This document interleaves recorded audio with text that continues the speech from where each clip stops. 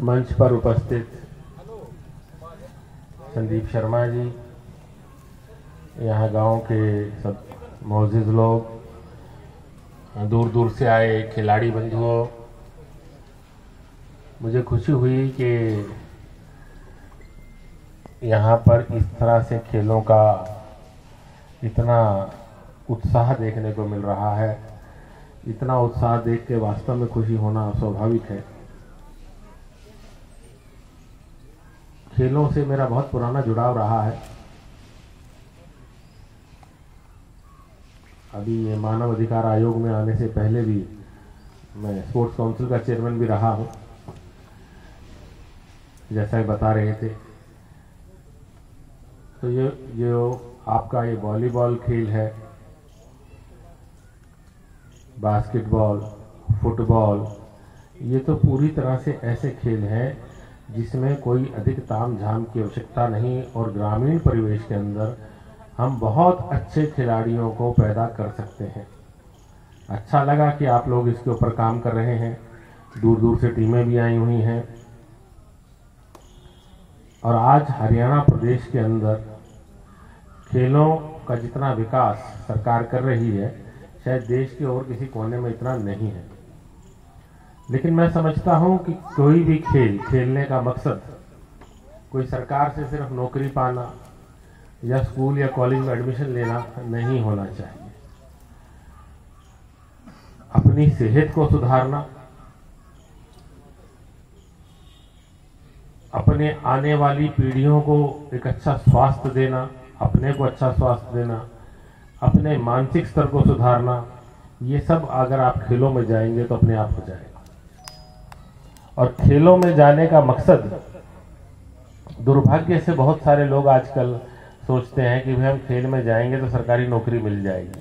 ठीक है, सरकार ऐसी योजनाएं बना रही है और बहुत सारे क्षेत्रों में उन्होंने स्पोर्ट्स कोटे की रिजर्वेशन भी करी है।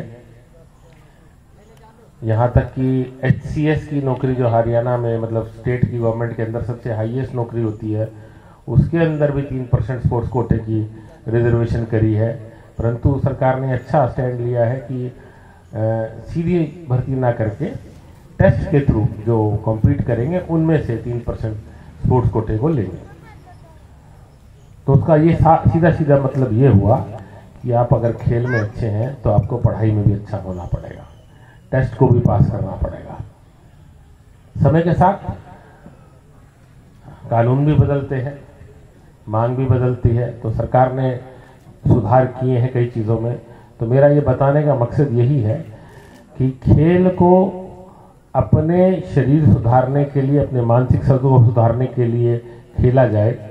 सिर्फ इस ध्येय के लिए ना खेला जाए कि इससे मैं को नौकरी मिल जाएगी, वो भी मिल जाएगी, सरकार उसके लिए भी कर रही है। केंद्र सरकार भी, भारत सरकार का अच्छा काम है उसमें, हरियाणा सरकार बहुत काम कर रही है।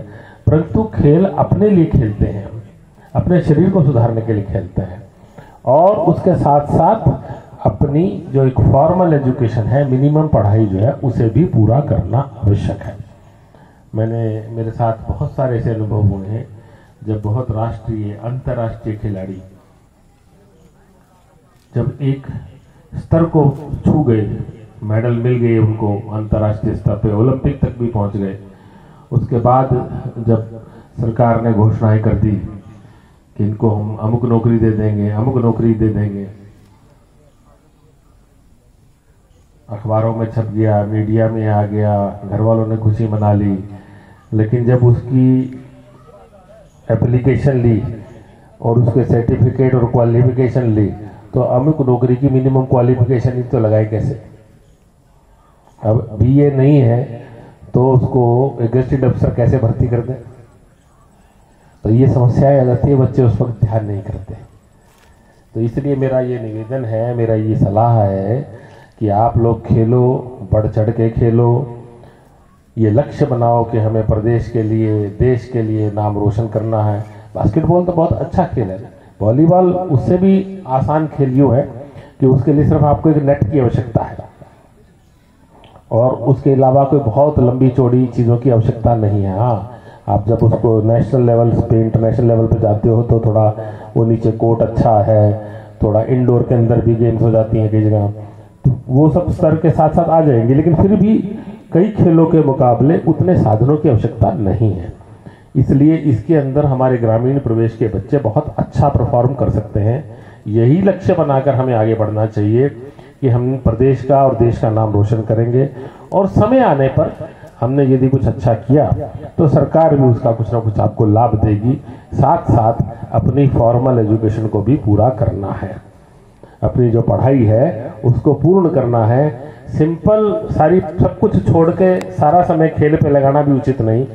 खेल पर पूरी डिवोशन दीजिए, एकलव्य की तरह उसको एक लक्ष्य बनाकर सीखने के प्रयास कीजिए, सफलता जरूर मिलेगी, लेकिन साथ साथ जो आवश्यक है वो अपनी एक फॉर्मल डिग्री भी पूरी करिए। आज हम यहाँ पर मेरे ख्याल से इस क्षेत्र में पहली बार ही आना हुआ है मेरा, लेकिन मेरे को देख के अच्छा लगा कि सरकारी स्कूल में इतना अच्छा आयोजन हो रहा है। मैं धन्यवादी हूँ यहाँ के सारे आयोजकों का, संयोजकों का, जिन्होंने मुझे इस कार्यक्रम के लिए बुलाया। आगे भी आप लोगों के लिए कुछ मैं कर पाऊंगा तो बड़ा खुशी होगी मेरे को। देखेंगे इसके लिए आपके लिए क्या हम कर सकते हैं।